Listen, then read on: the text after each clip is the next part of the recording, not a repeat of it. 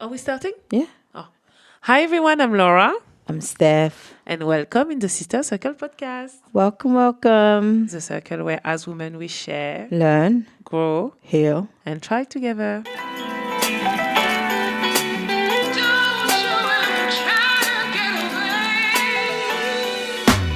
Hi Steph, how are you?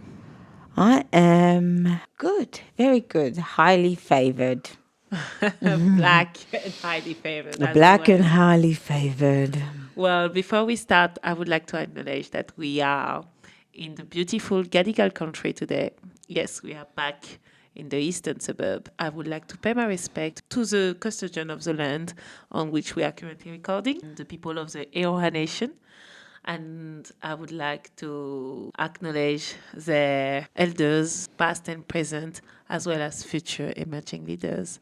This has always been and will always be an Aboriginal land. Well, we are currently, for those that are joining us, we are in the Women and Friendship series. It's an amazing series. Yeah, guys, if you haven't heard the entire series, I think we should really hear it. It's really good takes on friendship and what it means to each of us, and how we cultivate friendship and how we follow up with friendship. All of us seem to have really different takes and what we gain from friendship. So it's a good series. With the Puja episode, I feel that I guess it covers all of the requirements, that the generic requirements that we have in what people would want in a friendship, and some. But the thing that I recognize the most, when he's no longer working, we go our separate ways. But even though Say the girls that always have a door open. yeah, but we go our separate ways if it's no longer working. The door's open for as long as we are in alignment. If we're not in alignment, the door is not open. Ah, finally. No, but that's true. I completely agree. I completely agree. No, but you I don't- said that, I mentioned that in the first episode. I said, don't bring that behavior over here, that it's just not going to work. If you choose to be the same as you were, then we can't be friends. But you're welcome to be friends for as long as that we are in alignment. Well, I think I'm gonna keep on my take. It obviously depends of what you did when you try to cross the door. I don't leave the door open. It's such a precious home, such a precious home, such a precious energy that yeah. In saying that, we all hurt people. We all have hurt people, even when we didn't think we hurt people. And we all have the proclivity to do that, whether or not we intend to do it or not. And for a lot of people, they don't care about the intention. I know for a fact that I've hurt people. But again, I'm also one to be like, take as long as you need to not talk to me. And even if I apologize, I don't see that that it warrants me to be forgiven or even to be invited back there and then. Like, same way that I expect it for me as well. Don't, because you apologize, it doesn't mean that I suddenly am open for our friendship to reconnect. Yeah. I think what I really like, and I love what she said when she was saying, if you focus on who you are, on who you want to be, then the right people come in. And I think this is true. I feel like I completely always lived it, but never really realized it. Like I always move into a new country, move into a new area, a new city, a new part of a country. Like I never really struggled to have friendship or have really meaningful connection, but it's because I'm always centered on me, on how I want to show up with the people around me, and I think that's why it works. Because I'm such an introvert and I feel like places that crowd too many people suck up my energy, that I'm always cautious of not being around people all the time. So I have to keep it to a limit. I can't go to 3 gatherings in the same week. I'll be exhausted. What do you mean by gathering? Would it be like a big group of people or just Anything. Oh, okay. Anything where there's more than 2-3 people. Oh, okay, yeah, It's group. It's a lot. When I tell people that I'm an introvert, they don't really believe it, because in social gathering I'm talking so much, but all of that talking drains me. But then I go home like wiped out. I see what you mean. It's interesting because this week, every night of the week, I've been going out for dinner with just like one single friend all the time, and I felt drained by it. So I see, I completely understand where you are. Just I feel too much. Well, that's what it is. Like I went to the theatre this week. There were so many people in the theatre. I knew that I was going to be wiped just being in that crowd, because I feel a lot of energy. When it comes to friendship, it's even difficult, because especially when people start to share their life, I am a curious person. I'm asking questions. These days, I don't ask as many questions anymore. Oh, that's not true. I saw her on Monday night. We have Thursday night. Yeah, but you were asking the question, fam, to all the girls. I do, but I used to dive in way deeper with people. Like I used to go even deeper than what I do now. And that exhausted me, especially with my nature of work, hairdressing and therapy. No, I'd rather not know. And so that was really good, guys. If you really want to go and check out that episode, do go and check out that episode. Let us know about your friendship. How about that? Let us know about how you cultivate friendship, and if there's anything that we've said in the episode that resonated with you. Yeah, and I'm keen to understand as well, like, the take on male-female friendship as well from our listeners. It's funny because I spoke to somebody this week and he said he has this female best friend he can't see anymore because her partner always get jealous. And then he's like, yeah, and I always tell him, and I always tell her, just tell him that he can join us. But no, she just avoids meeting up with him because of it. And I was talking to him about this male and female thing, and I was like, yeah, I don't think they can be. But we did kiss one day, and I was like, okay, see. It was like we did kiss, but then we thought, nah, it's weird or whatever. But still, when there's a man and woman dynamic, you just think, nah. Sorry, like this is this example. It's not. Don't generalize things. This is example. I have plenty of male friends. I don't kiss them. I never kiss them. Like my mind is not even gonna get there. It's not. I think let's not just generalize. It's fine. You understand. You have this view, and you have like this. Like maybe that's all you cannot imagine being friend with a male. But let's not generalize, because there's plenty of people that I know are in the same situation of me, and that can completely have flourishing friendship, and it's mutual both ways, and both of them. There's plenty, and as they will, like I also told you, like I also dated. He wasn't my best friend; he was a good friend of mine, and we were so close that at some point we started dating. So but that debunks the theory. I haven't finished. I'm not saying that it's not existing. Like, okay, we are male, female, we can be attracted by each other. Like, two female, and if they're two female can also find an attraction with each other. That's not what I'm saying. What I'm trying to say is that it's not because it happened once that it's going to happen for everyone, and then this energy is not possible. This is where I'm like, nah, I don't follow you, fam. I'm saying is that at least one party in one, not continuously, at least one party, nobody can tell me, and I would be willing to bet on it, that at the same time, always, both party didn't feel anything. At the same time, always. And it doesn't, I'm not saying go into a relationship.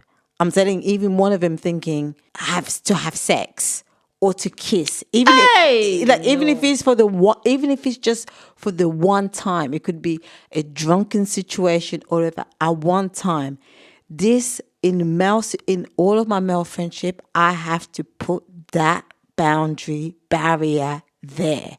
I do not take it for granted that could happen. I never take it for granted that could happen. I don't think, oh my God, we're friends and he will never. I've never taken that for granted. That's where I'm coming from. That's fine. It's not because one situation doesn't define life. Like one not example, one- it is because not I one can situation. also tell you about like two female friends, best friend that started dating each other. Yeah.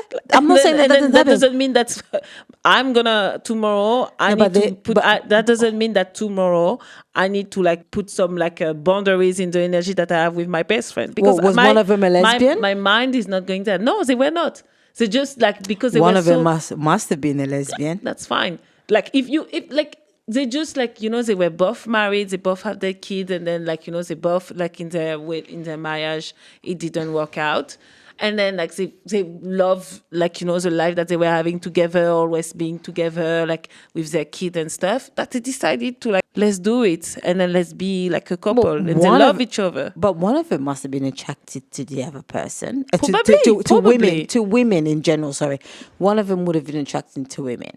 It doesn't just happen. Things don't just happen out of thin hair. Yeah, fair enough. What I'm trying to say is that doesn't mean that because it happened that it has to happen as well for every female friendship that you know. No, not if both people were heterosexual. Oh, I cannot talk for homosexuals, so I don't know how it works. But like, because I'm not, like in the example that I gave, they both thought that, okay, yeah, no, I'm not attracted by female. I'm not they both thought that they were like heterosexual. They had like, why? Because they were married to women? No, because like they just thought that, like, no, because they were both married to men. Yeah, that's what I'm saying. Because they were married to men, so you think that they're both. Plenty of lesbians are married to men. That's fine. That's not what I'm saying. I'm saying plenty of lesbians are married to men, but they know that, in some ways that they are attracted by women. I'm trying to say with the example is that they both thought that, well, like, and that's the beauty of actually their interview, is that they're saying like, I didn't even know that my mind could get there with her. But actually, it's the best life that I'm having since I'm with her or with a woman? No, with her. We both, they choose each other specifically. Yeah, exactly. So they've never been with any woman before, with each other. I feel like there has to be bi curiosity there. Probably, but I'm not putting people in cases. So, but I feel like that's not the same thing that we're talking about here. It is, because you're talking about, yes, you don't see male. I think for you, let's put that's there. Like for you don't see male not just friendship me. And female friendship. Not You're talking Puja about also everyone. agreed. No, she didn't say that. She said she never felt comfortable. She didn't want to show up in a friendship where she always felt like somebody was going to try it on her, and because it always was like that. She said, and she said that she never really pursued that because, like, first of all, she hasn't try to pursue too much of male friendship, because first of all, she didn't have a lot of male around her. She grew up like in girls' schools, always with girls and things like that. And then every time that there will be male, which was really being rare, she will always have to be on guard.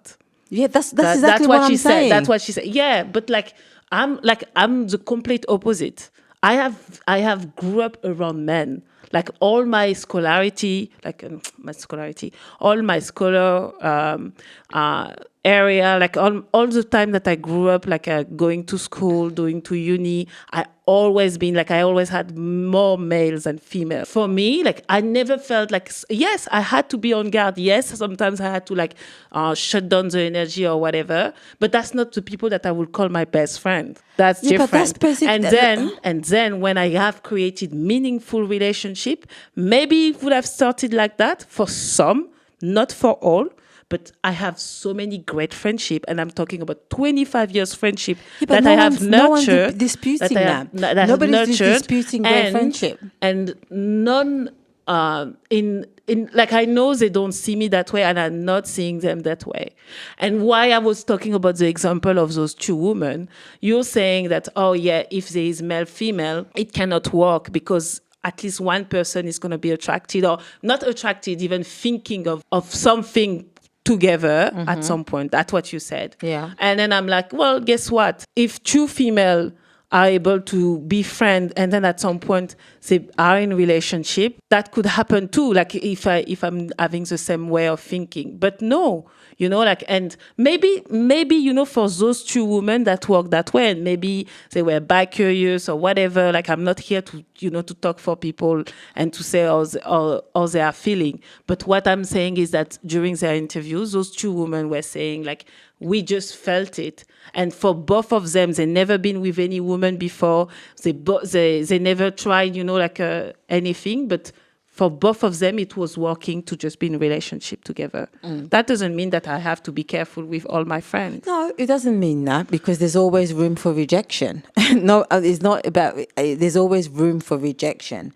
And with the relationship with the women, it was intense. And with the male and women relationship, it's not even that. It doesn't even have to be that. It's either a pash, sex, or a serious relationship. But it's not even as serious as that. Of course, it can happen with women on women too. But I'm saying is that to be in the way that I would be with my female friends. Okay, so now I have a question for you based on that. Yeah. So then, do you think that you will also put this type of boundary energy with a female lesbian friend? Yes. Okay, so you felt like every time that you were like with a female lesbian friend, you had to just be like, No, yeah, I had to kind of give hints like it's not on. Yeah. Okay. Yeah. In the beginning of a friendship, there's always an energy where I feel like just don't. Yeah, I have been like that. That's really interesting, because I have like a really dear friend of mine. Like we became really, really, really good friends really quickly. We started working together. Like, I was working in Canberra at the time, and then she's calling me to tell me, Laura, I met someone. And I just assumed that this someone was a guy. So I was just like, oh my God, tell me his name, blah, blah, blah. She never really mentioned a gender. When like I was literally saying like, okay, it's a male. And she's like, Laura, it's not a guy. Like, the person that I was seeing the person that I met is actually a woman, and that's how she came out to me. Not came out, but that's how she told me that she was a lesbian. But like for 3 months before I knew, we had time to create a really great friendship. And but you didn't know she was a lesbian. I didn't know. Yeah. Yeah. I never needed at some point, even after she told me that. Like, and I think this is such it's so unfair. And I think like a lot of lesbian women have said that, like, well, like, just because I'm lesbian, you think that I'm gonna go on you, just because I'm a woman. No, it's not that because you're a lesbian, you're gonna go on me. It's I sense a sexual energy. Okay, so you sense that they're attracted by you, then you need to... I sense a sexual energy with men, with what that's what comes in the middle. It's not because I think you're a lesbian, you'll be attracted to me. If I sense a sexual energy, and therefore I put a barrier. Okay, so then what you're saying, when you say you sense a sexual energy, you felt that every friendship that you had made with all those lesbian women, you felt that they were attracted by you at some point. Yeah, I did. Okay, but so then they're coming on you. Not one or two didn't.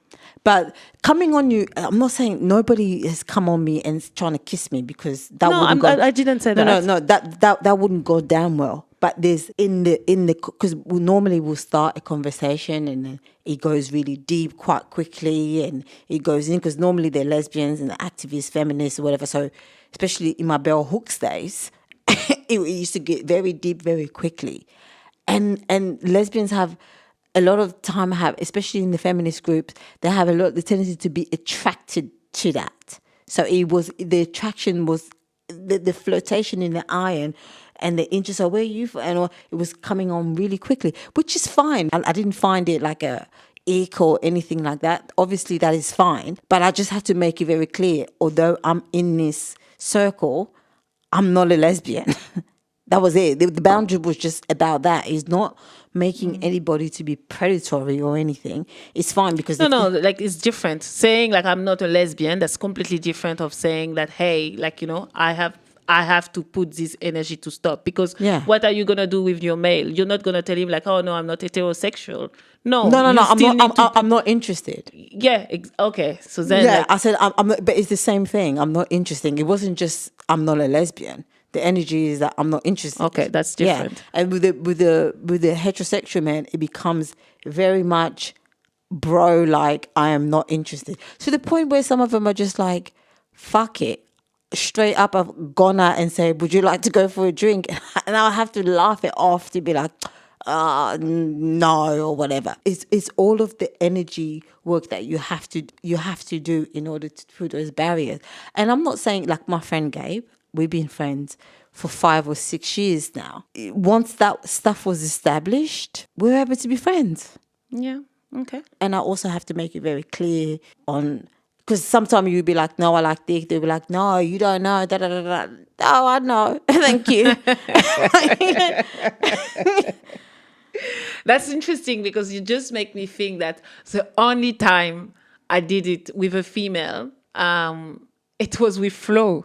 Like I told her that it was so funny because I met Flo like maybe about 10 years ago in a nightclub in Sydney, and we were dancing. I was dancing, and like like we had a good vibe. We were like we really like connected. She asked me for my number. She was like, oh, like I just moved in Sydney. I would like to see you again. And I have to admit, I was just like, whoa, I don't know if she's just seeing me as a friend or she wants to see more of me. And I was kind of sussing it out because she really wanted us, like, we love dance and we love salsa dance, both of us. Mm-hmm. So then she was always inviting me, always wanted to see me. And like, we just met once, and I was just at the beginning was like, I'm not sure. It happened that like she's absolutely not. So that was really like funny for me to that's the only time I had to like kind of like What, was she a lesbian? No. Did you catch a sexual attraction vibe from her? I don't know. She like like she really wanted to see me, but like like I think she just wanted to create friendship, to be friends. Yeah, No, but like, what I'm talking about it is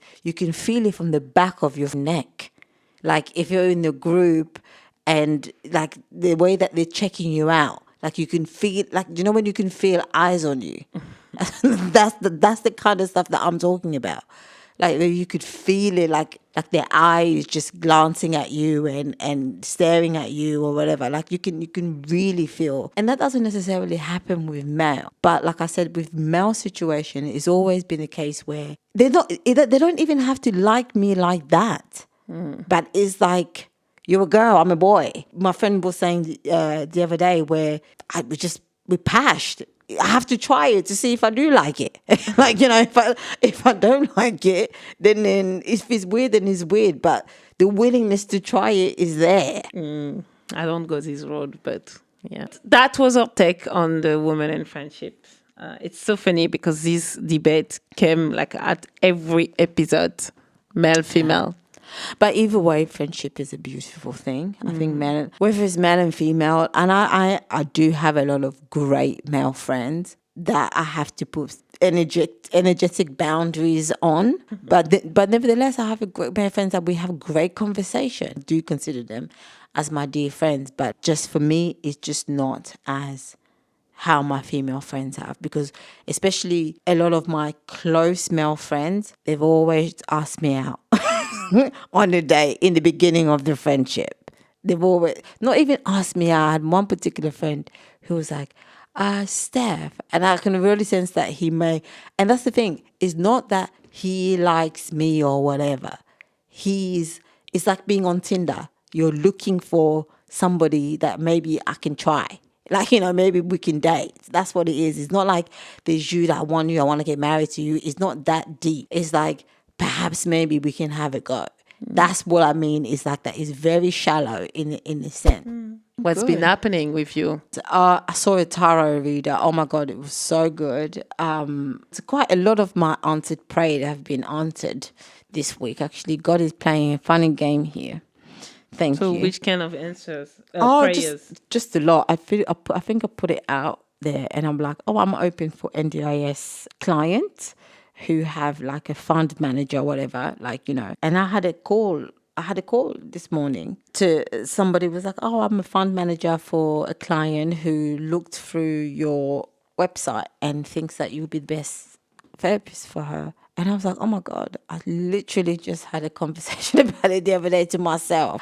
So many things as well, like the meeting the tarot reader. It was also What like, did she say? I'm she said interested. she said a lot of stuff that about cards, Empress cards, whatever. You've done a lot of work. I can see that you've done a lot of work, and you're willing to move now to the next chapter where you can maybe share some of that with somebody else.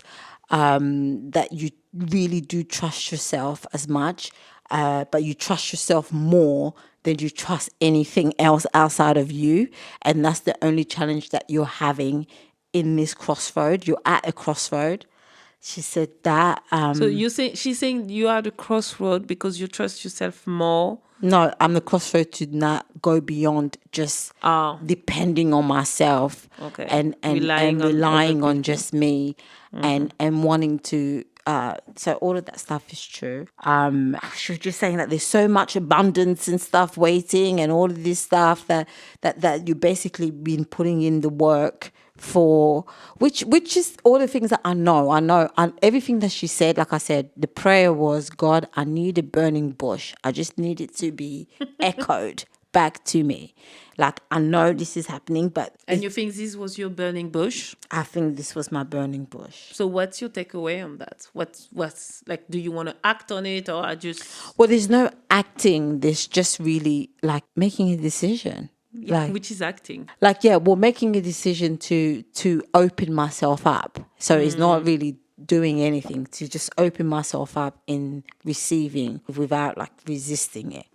And resistance shows up in many ways, and I can see it. I can see where I resist things, but to really fully have that trust and faith and not revert back to what I know. I'm not really a go and see a psychic and go and see a tarot reader. Not because I don't believe in them. I do 100% believe in them, because I know that we create our own reality. I know that I can create my own. I create my own my own future in the present moment. So I don't really like to be told things, because I don't want it to throw me off or confuse me, or I normally like it to unfold.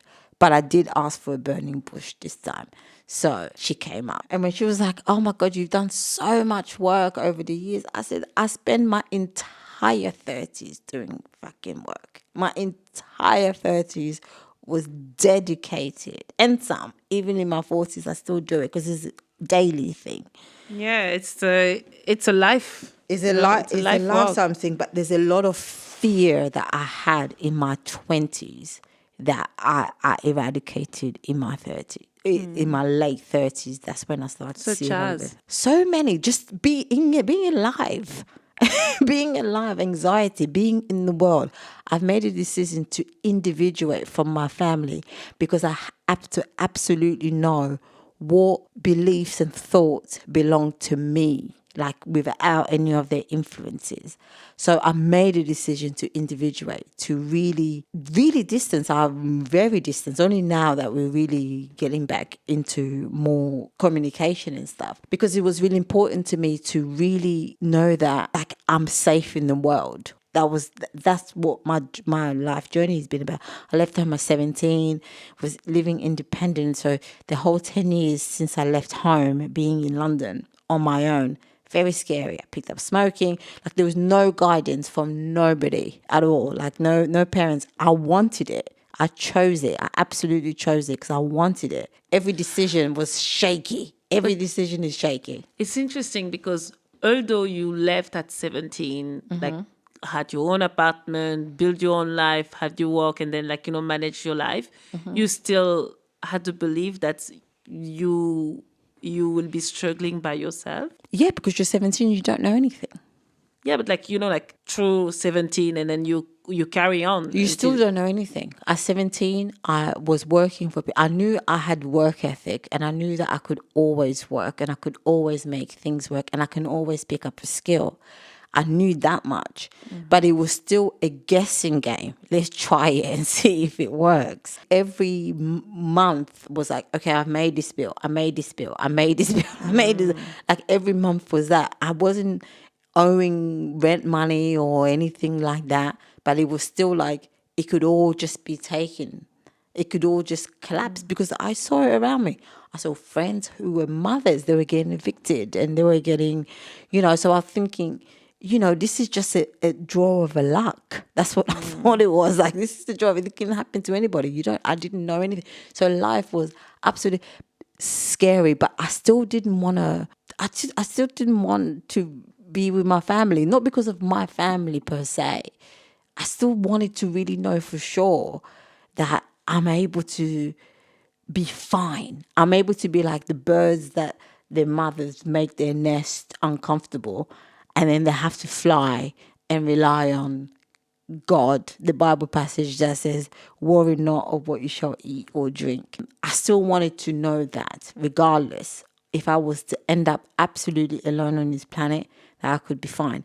And then it came the jobs. You were hired by these incredible, massive companies who invest and employ and all that. Still, you still have anxiety because you still have to answer to an area manager, a director who comes in, and all these things. It's still other people that's got you. Yeah, I could leave. I left the company before I moved here, 6 months before I moved here. I left the company because I knew that my skills would have me. I need to go back in the same structure that some people have a job and they feel absolutely safe, that they know that this company is long and big and for as long as they have a role, whatever, it's fine. To me, the fact that people can come in and say this, say that to me, whatever, it made me anxious, especially when I first got put on a performance review or some shit. Not even because of my performance, because I didn't sign one particular document the way that it's supposed to be signed or whatever. And I got put on a performance review after everything I gave that company. I thought, what? That can happen? This can happen to you? That they can just, like, no matter where I go, that they can just take it away from me like that. People can just do that.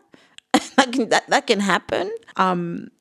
Yeah. So my goal was like, how do I make sure that I can 100% rely on myself to be okay? And I was like, I cannot work for anybody else again. That's interesting, because the belief is still there, or is it because you decided? No, at the time, because that's what happened when I left England and moved here. And the only reoccurring thoughts were when I left England, it was like, no matter what happens, no matter what you do, I didn't know what I was going to do. No matter what you do, you cannot work for anybody else again. Like, you have, not that there's anything wrong. I could probably go back and work. Probably not, but I could. I feel better about it than I did back then. Got it. So then it's not about the belief that, things can be taken away from you. No, because I can always recreate it. I can always recreate doing anything. But at the time, I didn't know that I could do that. So it was, my early 30s was, every day was like, is it going to happen? Is it going to happen? Is it going to happen? Is it going to happen? Like, because if the clients don't call you, you don't have a job.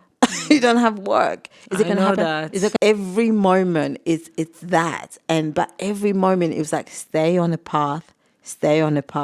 Because without a path, without this answer, I go back to that scarcity mind again, and I just couldn't do that. So yeah, I think that was what that little independent thing was about, that she kept seeing on the cards that it was absolutely. And then you see it every year. You see that, okay, I've done it this year, and I've done it this year, and I've done it, and I'm doing it. But in my 20s, it wasn't like that. In my 20s, I never owed nobody rent. Or when my friends were telling me that they were getting caught for rent arrears, or somebody's taking their cars or whatever, that never happened to me. But I still had the same anxiety. I wasn't even seeing that I was doing it. Like, I described my 20s being treading water. That's all I did. I was just surviving. Yeah, but in my 40s, I feel a lot more grounded. Yeah. So how are you? Well, it's been actually like a really challenging few weeks for me. Like, I know it seems like it's just last week, but like we just recorded in advance. But the last few weeks is a lot of life event has happened. My dad has passed, so I had to go back to France, deal on organizing a funeral for the first time, having to prepare all of that. And then after coming back and then having to deal with like my moving into my new apartment. So that kept me really busy. And since then, oh my God, like I have to deal with like renovation that are not finished and that are taking way much longer that it's supposed to be. I have to like have a bit of war as well with my strata. So a lot of life event. But the silver lining in all of that is I finally got a job that is starting in a few weeks. Congratulations. Yeah. This job, I got it in the middle of morning. So, but literally, like the opportunity of the job, like at least to have the interview, was like the day before my dad passed. Yeah, so like just dealing with a lot of grief. And thankfully, like, it's for me, that's my takeaway of like the last series and this series. Like it just showed me like I'm even what has been able to like help me go through that, go through like, and I know it's not finished, it's just the beginning because it happened like literally 3 weeks ago. It's friendship. All those people, like when you talk about your male friend, you say you have great conversation. I feel really like it's beyond conversation. Like I feel really supported and lifted. I'm not taking that away from men. They do that. To carry on, like I think what was really good to see is that, and that's interesting because like one of my friends, he always said like, don't expect me to remind you to remember your birthday. Like he's like really like, oh, birthday things like that, or oh yeah, calling you to ask you XYZ. But like in moments where like, and I don't even need to say it, it just show up and like in the most beautiful way. And like like it was really good to see that, and also to see like the impact on friendship even with my dad. As I was saying, like the funeral was really beautiful. There was a lot of people wanted to just like commemorate his life. And you see the impact on the friendship that he has made and that he has nurtured. And you found that really beautiful because it was a beautiful standoff. So that was really interesting to have like the friendship, to have that in the middle of the friendship series. Something that I know, and I know I didn't need to, that's not what I needed to show up for this moment, but I know I'm strong and I'm resilient because it was literally chaos for me and like in a big life event, and I never lost a parent. I never lost someone as close, to be honest. So I kind of been sheltered of this. I haven't been to burial before. But maybe yes, I've been, but like like I felt so detached to it because I don't remember, and I was probably younger. But I just felt like so resilient, like being able, and I know it's not what I needed to show, but also like remember I'm the matriarch of my family, so like I needed to be like I'm like the big sister, and like it's me like like taking all those decisions for my father, and I was able to like still in the middle of mourning, grieving, like be able to like be strong, be able to like secure a new job, and then like prepare funerals, which I never did before. Like there was so many new things for me. I didn't know like what to do when you have a coffin, what is the right coffin. I didn't know like, okay, do you have like a cement around or not? Like like it was a lot of new things for me, a lot of learning. And yeah, like I was able to just like carry on. So that's my learning, and it's probably some others. I'm just going through it. Yeah. So that's a resume of a really short resume of like the last week. But oh yeah, so last thing about friendship is that Puja and Gael, another friend of us, are now like so I left my apartment, moved in the one above that I've bought, and then now like Puja and Gael are now renting the one that I used to live in. What is amazing is that we are literally living together, even though Puja is now in the middle of a summer fling in Europe. like Gail and I are living together, and it really feel like, you know, like we have this big house sharing situation, and it feel good. And actually, like the first time I was sleeping more than 3 hours when I came back from France was actually when I slept at their place on the couch. Says a lot. You know, I felt like, you know, in a cocoon kind of. Okay, now, guys, we've come to the end of the podcast. Thank you for listening. If there's anything you have taken from this episode or the previous episode or the conversations that we had today, do let us know in the comment section, Instagram, and social media. And do make sure that you do like and subscribe and support this project. Yes. Until then, have a really great week. Have a great week.